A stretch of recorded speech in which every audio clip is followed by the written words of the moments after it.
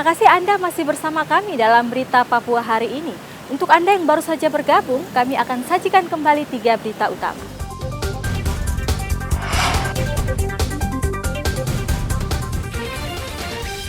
Tidak terima anggota keluarga tewas ditabrak truk, sekelompok warga di Mimika Timur mengamuk dan memblokade jalan. Tidak bertugas berbulan-bulan, 3 polisi di kota Jayapura dipecat. Jelang Natal dan Tahun Baru, harga sembako mulai mahal. Pedagang di Merauke diperingatkan tidak menaikkan harga seenaknya.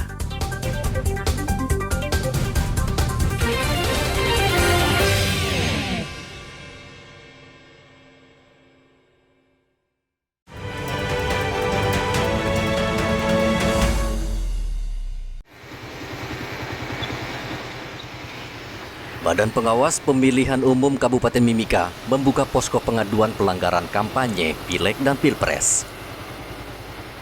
Posko pelanggaran itu dibuka karena banyaknya laporan soal perusakan alat peraga kampanye.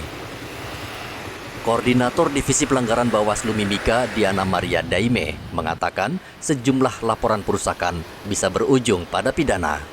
Terkait dengan perusakan alat peraga kampanye, itu kita harus tindak lanjuti karena dia ada tindakan pidana di situ, tindakan pidana dalam hal melakukan pengerusakan APK seperti itu.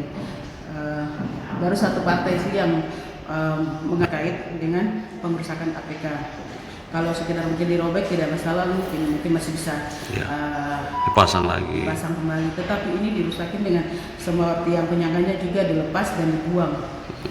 Itu berarti sudah kategori pengrusakan. Sementara lagi didalami oleh Bawaslu Kabupaten Mimika sambil menunggu bukti-bukti dilengkapi oleh pengadu.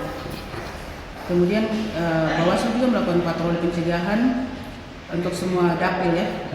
Contohnya mulai dari dapil 1, dapil 1, 2, 3 ini karena masih di dalam kota, kita lakukannya dalam waktu 1 hari.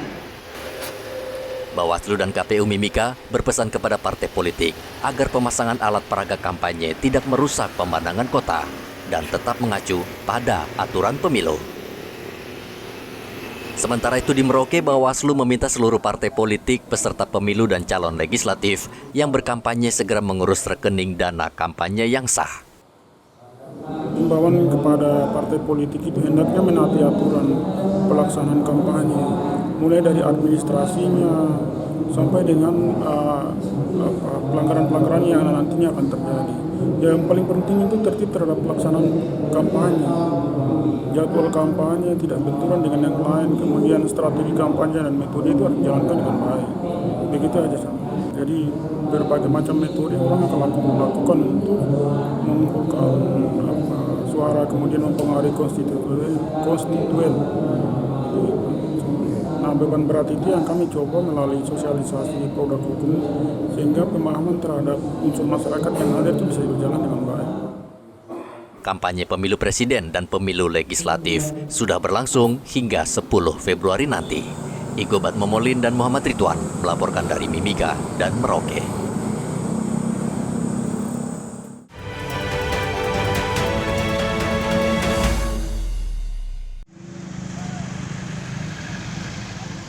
Tindakan kriminalitas oleh anak-anak di Merauke saat ini mengkhawatirkan. Sebagian besar dari mereka harus berurusan dengan polisi untuk mempertanggungjawabkan perbuatannya. Permasalahan muncul ketika anak-anak ini harus mendekam dalam penjara. Sementara lapas khusus anak-anak di Merauke belum ada. Sehingga terpidana ini harus mendekam di lapas anak di Kabupaten Kerom.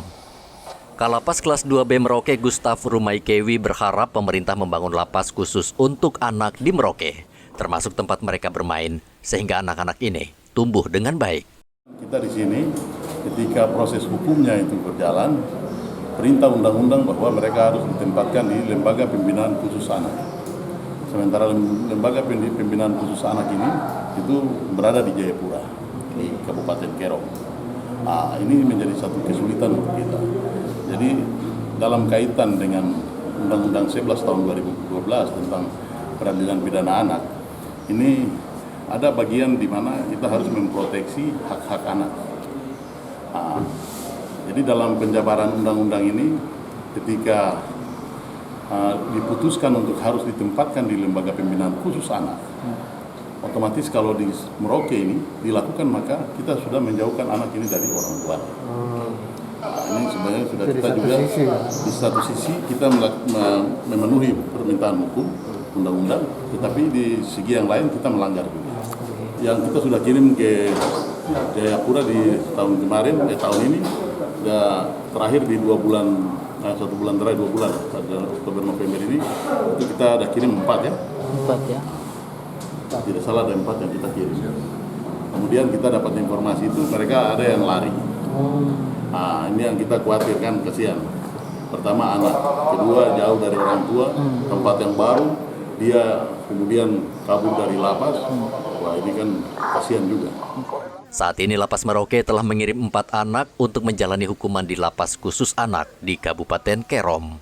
Muhammad Ridwan melaporkan dari Merauke, Papua Selatan.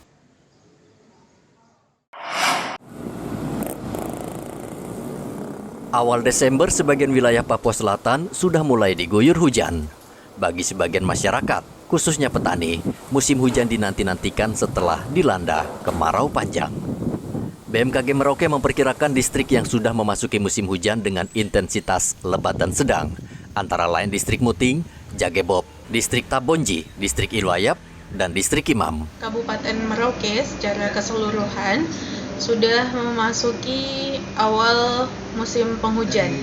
Jadi untuk beberapa lokasi seperti Distrik Wan, Distrik Tabonji, kemudian Distrik Imam, Distrik Muting, Jagebob, sekitarnya itu sudah memasuki awal musim penghujan. Kemudian untuk wilayah Distrik Merauke, Distrik Semangga dan sekitarnya diperkirakan awal musim penghujannya di Desember dasarian kedua, sekitar tanggal 11, tanggal 12 dan seterusnya. Intensitas hujan untuk beberapa hari kemarin terhitung tanggal 3 kemarin, jumlah curah hujan sekitar 12 mm yang terukur di stasiun Mopah Merauke. Sementara untuk wilayah Distrik Merauke, Semangga, dan Distrik Tanah Miring baru akan masuk musim penghujan secara merata pada minggu ketiga bulan Desember dengan intensitas ringan hingga lebat. Dalam 1 minggu terakhir ini, wilayah Merauke kerap diguyur hujan deras dengan intensitas ringan, namun tidak merata dan durasi hujan singkat. Muhammad Ridwan melaporkan dari Merauke, Papua Selatan.